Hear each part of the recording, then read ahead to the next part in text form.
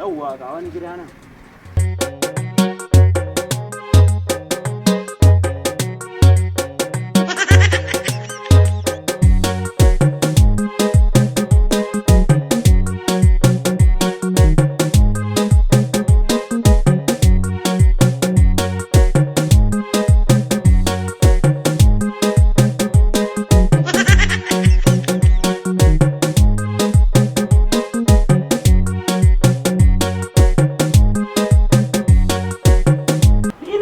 Gidan nan za a samu alheri tun da na taho nake ta wannan tunanin to Allah ya taimake ni kai ga waɗansu ma ya kai ni na sani ai tun da aka haife ni aka ce dan sa'a lalle ma wannan yanzu gashi dole yau a jefan santa alhamdulillah na gode maka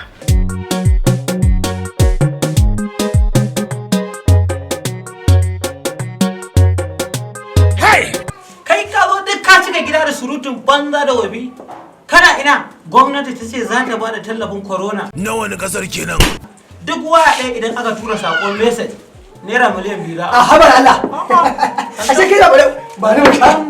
ashe kai ba bare ba duk ka cika gida da surutu inda akwai wata ma dauko banda wannan ma akwai wata bari in kawo kace yanzu nan tunani baban tinkiya indo da gida da ko wai nan da nake rake da kai umma ka dauko indo to shi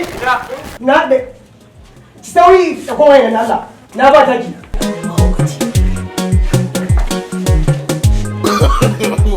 no yawa ha ai yanzu what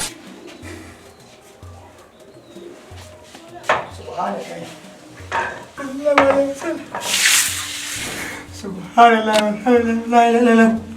ina zo ki gidan nan ya zan yi ne ma ino na rantse da Allah ya naga sanadiyoyin nan wallahi sai kin bar gidan nan tun da nake da kowanne da sauri muke dauko ba cikin bai aka da wadancan ko ki bar gidan nan ko kuma ki fito ki je ki same shi what la ilaha illallah a jere samu kudin nan na sai muka huwa tawa